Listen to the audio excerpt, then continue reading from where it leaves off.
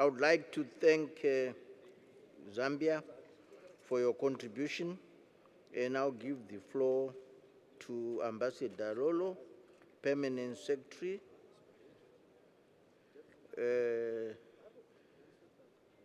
Ministry of Foreign Affairs of Nigeria. You have the floor. Thank you very much, Mr. Co-Chair. I also want to recognize our host, represented here by Minister of State, General V.K. Singh, honorable ministers, the Deputy Chair of the African Union Commission, Excellencies, distinguished ladies and gentlemen. It is better always to say thank you 1,000 times for a good deed than fail to say so even once. Therefore, allow me to join those who have spoken before me in expressing our deep gratitude to the people and government of India for the excellent facilities that have been provided for the success of our meeting and for the warm hospitality extended to all of us since our arrival here a few days ago. Since the start of the India-Africa Forum Summit in 2008, India-Africa relations have grown in leaps and bounds. This has given concrete expression to the historical and strong bond of partnership between the two sides in a manner that continues to impact greatly on the lives of our two peoples. The impressive statistics of trade between the two sides and the growing evidence of project implementation in many African countries attest to the viability of this strategic partnership. Co-chair, this forum is taking place at a time the African Union has enunciated its Agenda 2063 and the adoption of the Sustainable Development Goals by the United Nations. It is gratifying to note that the objectives we have set for ourselves in the draft declaration and the framework for strategic cooperation are in agreement with these general-wide agenda and goals. The theme of this year's summit, titled Partners in Progress Towards a Dynamic and Transformative Development Agenda, is indeed apt. It accords with the goals and objectives for which the forum was established 7 years ago. This informs Nigeria's continued participation in the forum since its inception, including the business and exhibition segments that usually take place on the margins of the summit, this year no less. In identifying new opportunities and emerging challenges in our cooperation, the India-Africa Forum Summit has become a dynamic process, a veritable platform, and indeed a model for a structured engagement between the two sides on the basis of shared values, mutual respect, and sovereign equality.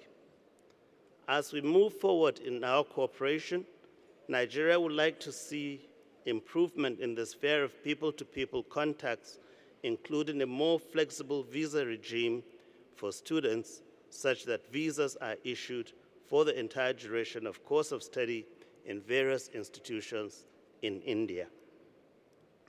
Another area that requires attention is the process of disbursement of approved lines of credit. If indeed the lines of credit are to achieve the desired results in a timely manner, there is the need for greater flexibility in this process, and especially for respect for national procurement laws and processes. We in Nigeria have put in place the Public Procurement Act of 2007, adherence to which is mandatory at all levels of our government. Our activities in procurement are therefore in compliance with the due process provisions of this important legislation. India-Nigeria relations have come a long way, spanning several decades in various spheres.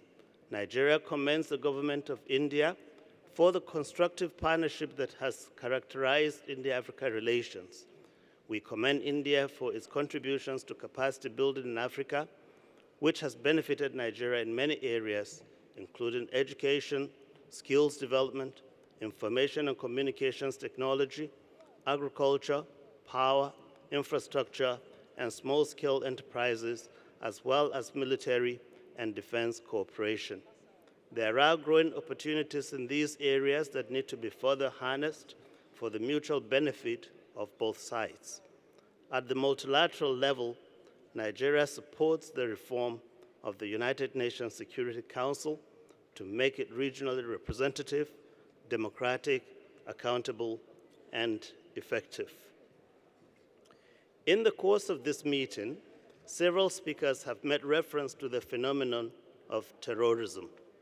Global in scope and effect, terrorism does not respect national borders, neither does it discriminate against its victims.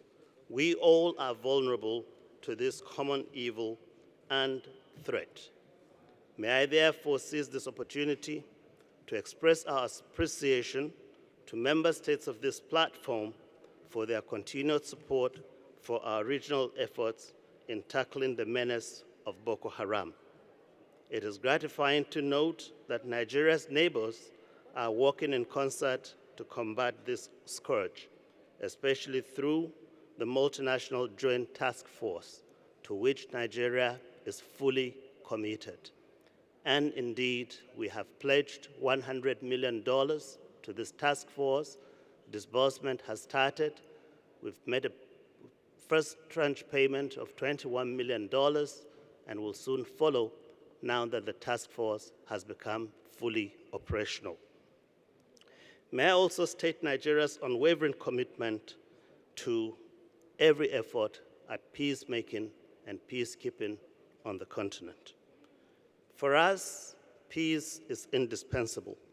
We must therefore collectively join our efforts to maintain peace on the continent and indeed to realize the commitment of African leaders in 2013 to silence the guns by 2020. Before I end my remarks, I wish to assure you all that Nigeria is comfortable with the two outcome documents that have been prepared and negotiated with the government of India and by both the African Union Commission and our senior officials, whom I all commend. I must, however, hasten to add that the elaboration of the plan of action must proceed immediately after the summit. This will ensure the sustenance of the momentum generated by our gathering here today. Just like the negotiations leading to the outcome documents, the process of developing the action plan must also remain open, participatory, and consultative. It is equally essential that we evolve a mechanism for monitoring and evaluation of agreed goals, objectives, and projects with benchmarks and timeframes. This is the surest way of effectively addressing the real needs, aspirations, and concerns of both sides. Nigeria is pleased with its continued association with this trajectory.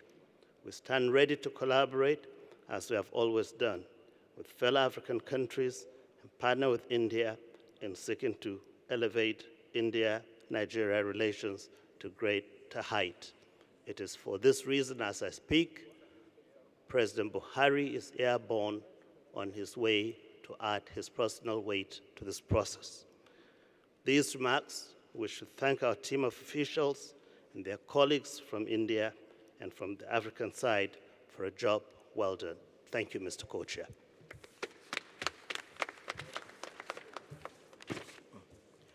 Thank you, Nigeria, for your contribution. I now give the floor to Ambassador Mangi, Permanent Representative of the Republic of Kenya to the African Union. You have the floor, Madam.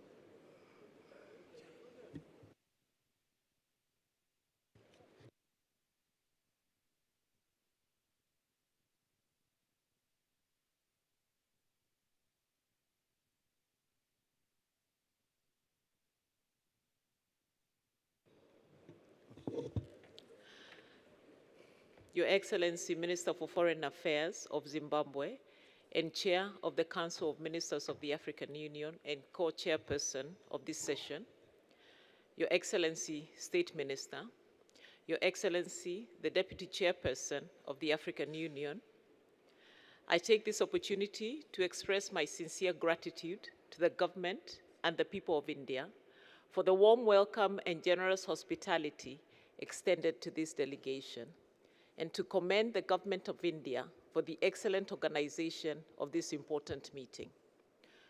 Co-chairperson, please allow me to also convey the apologies of my own minister, Her Excellency Ambassador Amina Mohammed, who is slightly delayed.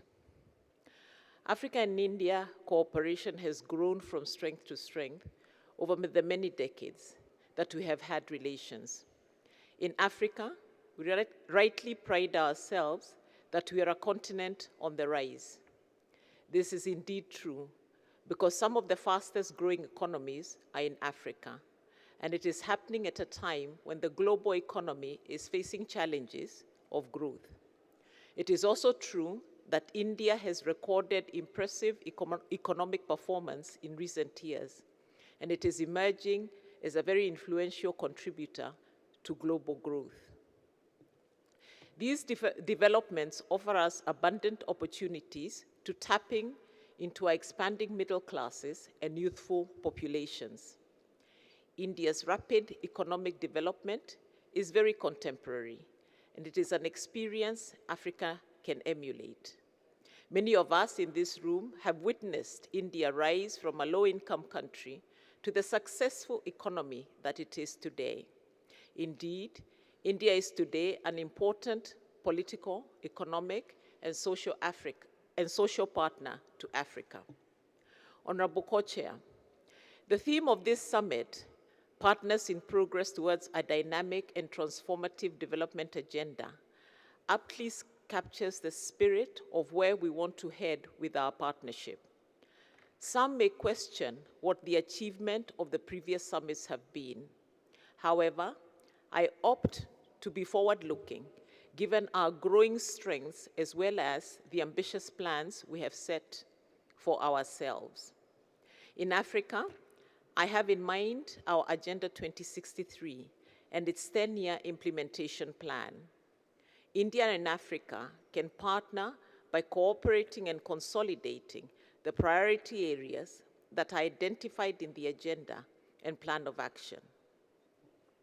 These include the traditional areas such as capacity development, particularly in skills development, healthcare, energy, agriculture, as well as new areas like infrastructure development, peace and security, ICT, and the blue economy. We look forward to positively contributing to this process, and we are confident that the summit will adopt these concrete proposals which will deepen our partnership for the mutual benefit of our two regions. We also need to nurture this partnership so that it does not take the shape of a donor-recipient relationship. Instead, we should strive to become genuine partners engaged in a win-win association.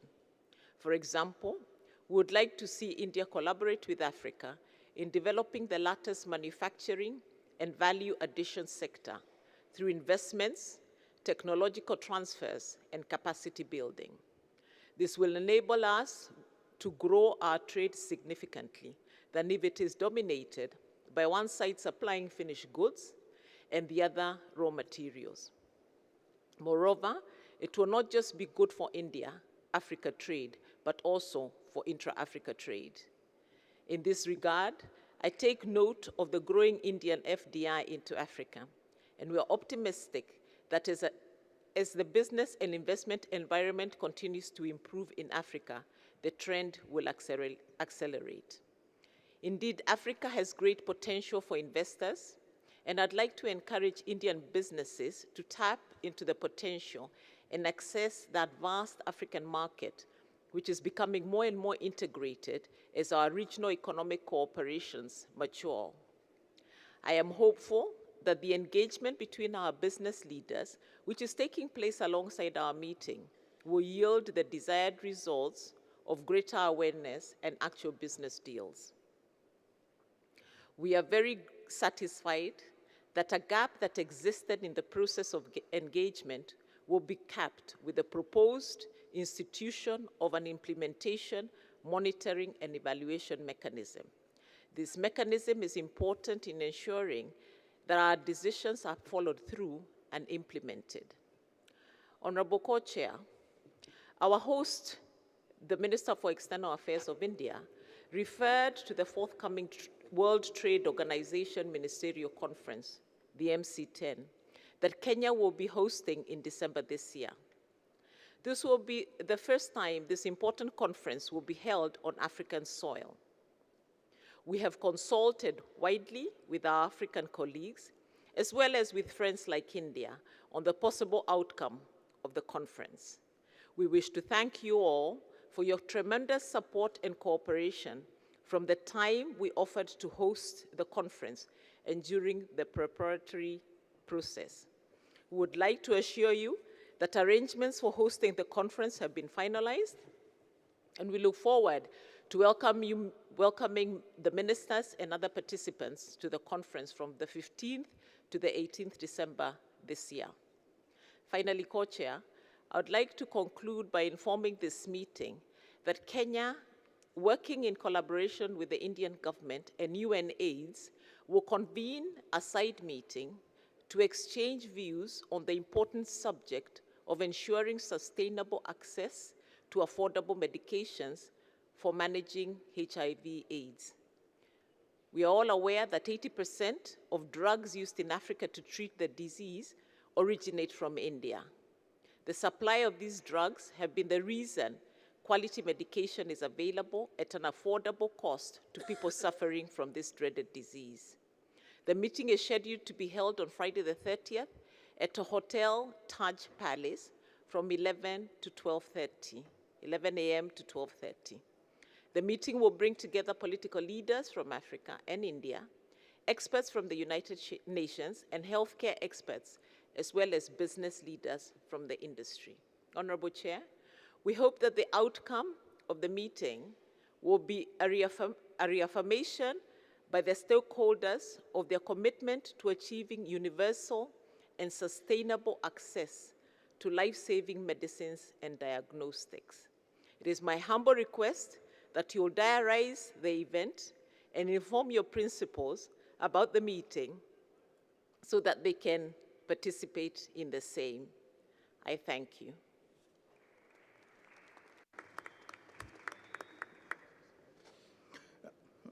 I thank Kenya for your contribution, and now give the floor to Excellency Maria Gustava, Director in the Ministry of Foreign Affairs of Mozambique.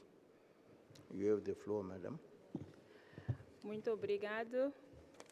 Sua Excelência, Ministra dos Relações Exteriores da Índia, Sua Excelência, Ministro dos Negócios Estrangeiros do Zimbábue, Sua Excelência, Vice-Presidente da Comissão da União Africana, Excelências, distintos delegados, minhas senhoras e meus senhores. Permitam-me que, antes de mais, endereçe as calorosas saudações do Sua Excelência o Ministro Oldemir Baloi, Ministro dos Negócios Estrangeiros de Cooperação de Moçambique, que gostaria de estar com Vossas Excelências nesta importante reunião.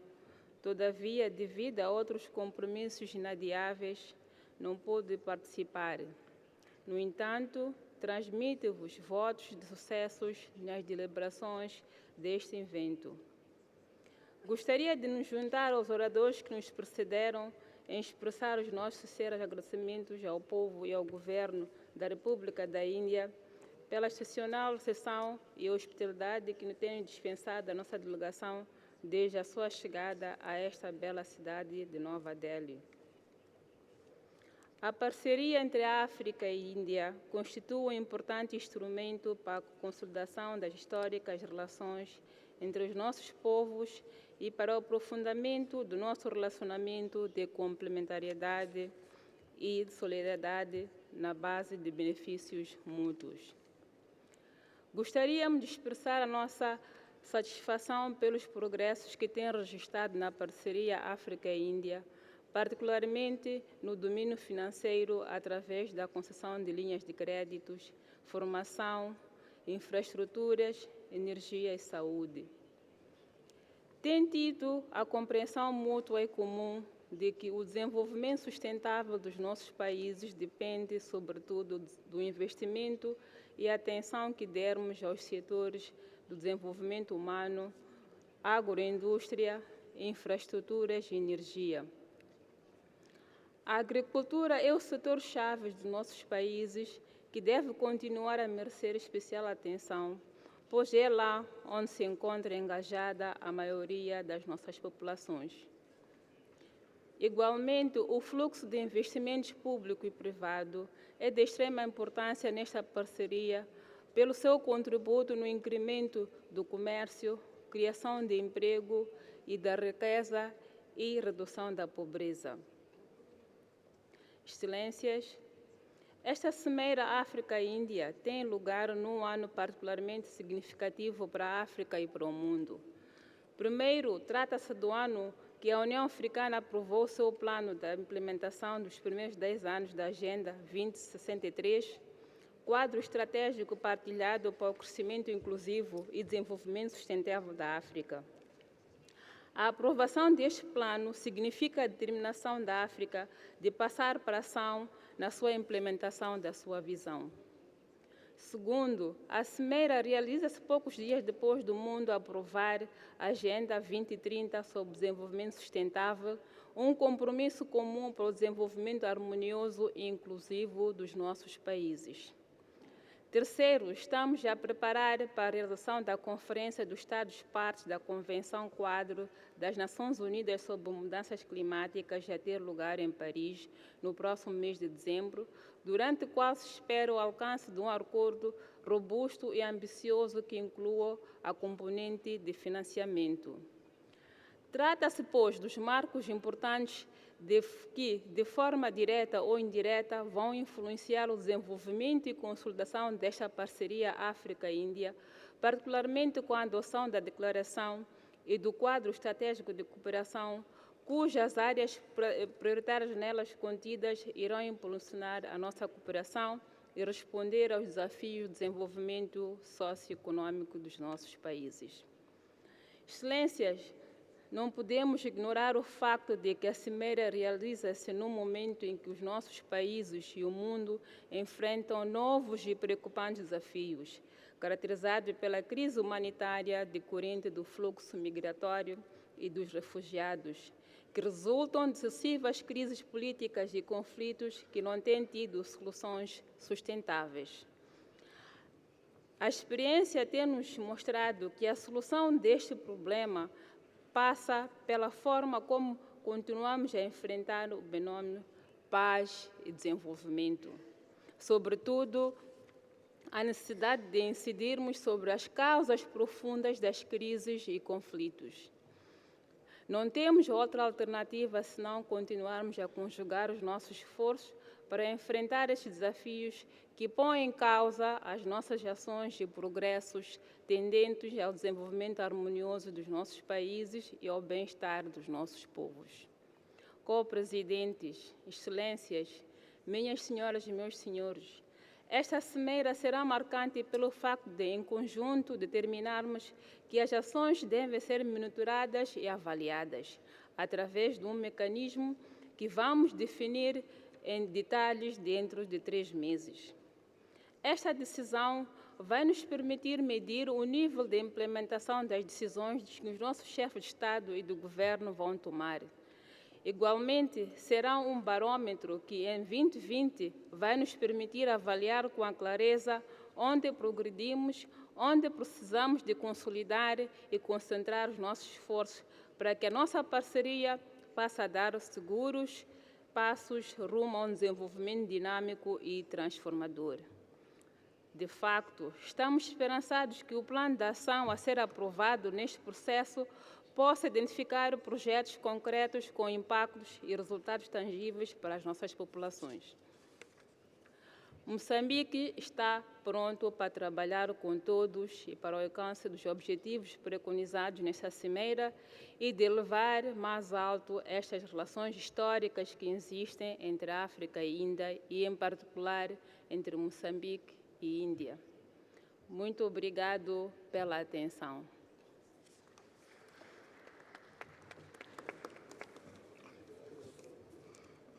I would like to thank Mozambique for your contribution and now give the floor to Ambassador Godui, Economic Advisor in the Ministry of Foreign Affairs of the Central African Republic.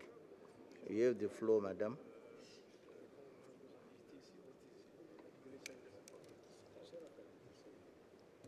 Monsieur le Président, merci. Excellences, Madame la Ministre des Affaires extérieures de la République de l'Inde, Mesdames, Messieurs les coprésidents, Excellences, Mesdames, Messieurs, je voudrais tout d'abord saisir l'occasion qui m'est offerte pour présenter les excuses de Son Excellence, Madame Catherine Samba-Panza, chef de l'État de transition, qui a été sensible à l'invitation que vous lui avez adressée et n'a pas pu effectuer le déplacement compte tenu des contraintes liées à la préparation des élections prochaines. Je voudrais également exprimer au gouvernement et au peuple indien notre sentiment de profonde gratitude pour l'hospitalité et toutes les marques de prévenance dont notre délégation a été l'objet depuis notre arrivée à New Delhi. La délégation de la République centrafricaine se félicite de l'intérêt sans cesse croissant que l'Inde porte désormais à l'Afrique et des progrès réalisés en si peu de temps, au regard du nombre total des projets mis en œuvre ainsi que l'accroissement du volume des échanges bilatéraux. Ce partenariat offre donc l'opportunité aux pays africains de bénéficier de l'expérience réussie de l'Inde et de se donner les moyens de réaliser les objectifs de l'agenda du développement post-2015, programme qui a été adopté à la 70e session de l'Assemblée générale des Nations unies. Le thème de ce sommet, plateforme d'échange et d'évaluation des progrès accomplis depuis 2011, nous permet de tirer les leçons et de dégager les perspectives pour l'impulsion d'une nouvelle dynamique au renforcement du partenariat stratégique Inde-Afrique. C'est en cela que la République centrafricaine, pays fragile post-conflit, dans sa stratégie actuelle de sortie de crise, de la consolidation de la paix et dans la perspective de jeter des bases solides du relèvement durable, manifeste son intérêt pour être partie prenante de ce cadre de partenariat que l'Inde et l'Afrique sont en train de construire pour le bien-être des peuples indiens et africains. C'est le lieu de remercier le gouvernement de l'Inde, la Confédération des industries indiennes, d'avoir accordé à la République centrafricaine le statut de membre depuis le 8e conclave. Les efforts du gouvernement de transition dans la recherche de la paix et de la stabilité commencent à porter ses fruits grâce à l'appui de la communauté internationale. Il est vrai que la situation est encore fragile, mais le gouvernement reste déterminé à consolider le processus de retour à la stabilité et à l'ordre constitutionnel, afin de permettre à la République centrafricaine de retrouver la voie de la construction, voire de la relance économique. C'est pourquoi le moment est venu de réactiver notre coopération avec l'Inde afin de lui donner une impulsion nouvelle à la dimension des enjeux, souhait très cher du chef de l'État de transition. L'Inde est un pays émergent qui s'est engagé dans un partenariat réciproque avec les pays africains. C'est ce qui explique notre présence à cette assise et cela nous réconforte dans nos ambitions de développement économique et social. C'est ici que la coopération sud-sud doit pleinement jouer son rôle de levier du développement des pays les moins avancés PMA. La République centrafricaine, compte tenu de ses nombreux défis de développement, ne peut que saisir toutes les opportunités de coopération sud-sud qui s'offrent à elle. Nos besoins portent essentiellement dans les domaines de l'éducation, santé, énergie, agriculture. Et nous sommes convaincus qu'un partenariat adapté dans les domaines pourrait contribuer à une amélioration de la situation en Afrique.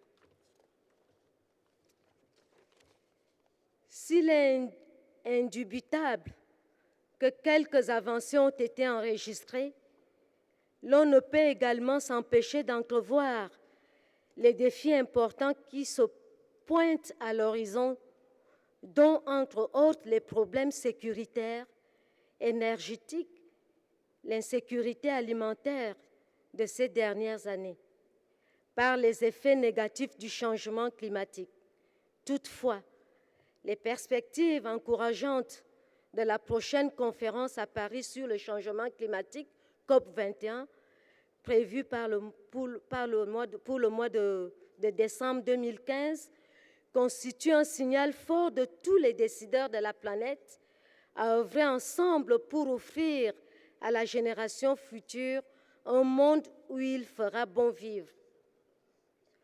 Fort de ce qui précède, le gouvernement centrafricain entend prendre toutes les mesures nécessaires afin de redynamiser les liens de coopération entre nos deux pays. Je voudrais terminer mon propos en renouvelant nos remerciements au gouvernement indien, en les engageant au volontarisme dans la concrétisation de la déclaration de Delhi 2015 et les recommandations qui seront issues de ce 3e sommet Inde-Afrique. Nous sommes en effet convaincus que la République centrafricaine, que c'est là l'un des meilleurs moyens pour effectuer un bond en avant nécessaire pour les objectifs du développement durable, ODD. Je vous remercie.